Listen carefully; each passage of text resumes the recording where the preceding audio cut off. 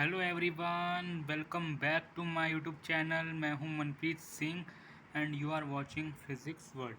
तो आज की इस यूट्यूब में हम पढ़ेंगे क्लास 11th फिज़िक्स चैप्टर आपका बेसिक मैथमेटिक्स करा रहे हैं हम यहाँ पे। उसमें आपके वेक्टर्स में हम आपके 2 लेक्चर डाल चुके हैं। पहले हमने वेक्टर को आप इंट्रोडक्शन दिया था वेक्टर्स का, स्केलर एंड वेक्टर क्वांटिटीज़ बताई थी। फिर टाइप्स ऑफ वेक्टर्स बताए थे, आपका null vector, equal vector, negative of a vector, ये सब बताया था। एंड अब हम बताने वाले हैं आपको most important type of vector, that is unit vector. Unit vector आपका सबसे ज़्यादा इम्पॉर्टेंट है, सबसे ज़्यादा यूज़ इसी का होने वाला है। तो यूनिट वेक्टर को अच्छे से समझ लीजिएगा। तो आज हम इसी को समझेंगे, ठीक है। तो यूनिट वेक्टर होता क्या है, इसकी डेफिनेशन देख लीजिए। A vector that has a magnitude of 1। कोई ऐसा वेक्टर, जैसे यूनिट का मतलब क्या होता है, यूनिट का मतलब 1, ठीक है, यूनिटी। तो a vector that has a magnitude of 1, magnitude vector का क्या है, 1 है। डायरेक्शन कोई भी हो सकती है, मैग्नीट्यूड जो वेक्टर का है वो क्या है, 1। तो वो आपका क्या होता है, यूनिट वेक्टर, ठीक है। इसको रिप्रेजेंट करने का तरीका क्या है, A bar is a unit vector, modulus of A bar. मैंने आपको बताया था रिप्रेजेंटेशन ऑफ वेक्टर्स में कि मॉडुलस ऑफ ए बार को हम उसका मैग्नीट्यूड कहते हैं। तो वो क्या होगा, 1। मैंने कहा ना मैग्नीट्यूड है आपका 1। और इसको ऐसे भी लिख सकते हैं, ये सबसे ज़्यादा पॉपुलर वे है किसी भी यूनिट वेक्टर को लिखने का, ए कैप। इसको रीड करते हैं ए कैप, ठीक है। तो इन सब को हम क्या कह सकते हैं, रिप्रेजेंटेशन ऑफ यूनिट वेक्टर्स। 1, 2 और 3 are all the representation of unit vectors, जिसमें से ये वाला आपका सबसे ज़्यादा पॉपुलर है कि ए कैप जो आपका एक यूनिट वेक्टर होता है। तो ये तो है basic introduction about unit vector. अब हम पढ़ते हैं कि special unit vectors in X Y Z axis, यानी कि 1D वेक्टर्स। तो उससे पहले हम ये समझते हैं कि आखिर यूनिट वेक्टर है क्या, इसको पढ़ने की क्या ज़रूरत है। यूनिट वेक्टर आखिर है क्या।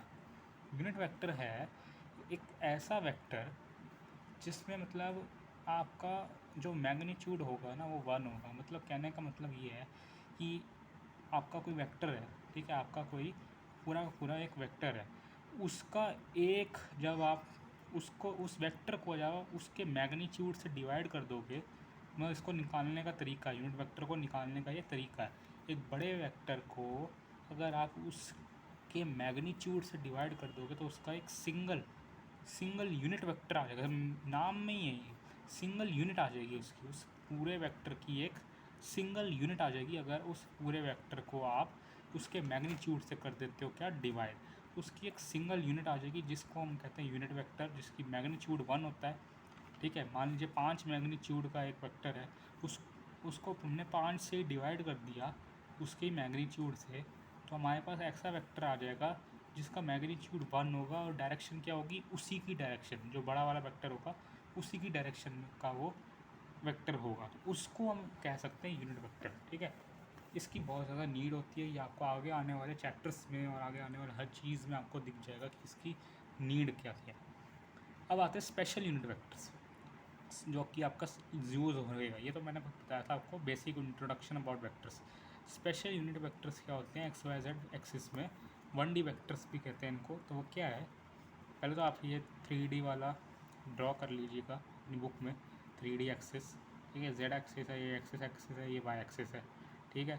और इनमें ये देखिए एक्स एक्सिस पूरा का पूरा, इसका यूनिट वेक्टर हम क्या कहते हैं, आई कैप। जेड एक्सिस के यूनिट वेक्टर को हम क्या कहते हैं, के कैप। वाई एक्सिस के यूनिट वेक्टर को क्या कहते हैं, जे कैप। मतलब कहने का मतलब क्या है, इसको समझने के लिए थोड़ा टाइम लगेगा, ठीक है, थोड़ा टाइम लगेगा, इसको टाइम देना भी पड़ेगा आपको, ठीक है, यूनिट वेक्टर को समझने के लिए।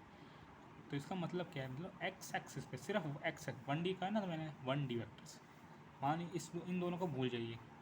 मान लीजिए एक्स एक्सिस पे कोई वेक्टर है, ठीक है, एक्स एक्सिस पे कोई वेक्टर है, तो उसको हम कैसे लिखेंगे, 5, मानिए 5 मैग्नीट्यूड का एक वेक्टर है, तो उसको हम कैसे लिखेंगे, 5 आई कैप। आई कैप क्या बता रहा है, आई कैप 2 चीज़ें बता रहा है। एक तो वो बता रहा है आपकी डायरेक्शन, आई कैप का मतलब कि वो एक्स एक्सिस की डायरेक्शन में है वो वेक्टर। और उसके आगे जब आप 5 लगा दोगे तो 5 इंटू आई कैप हो जाएगा वो।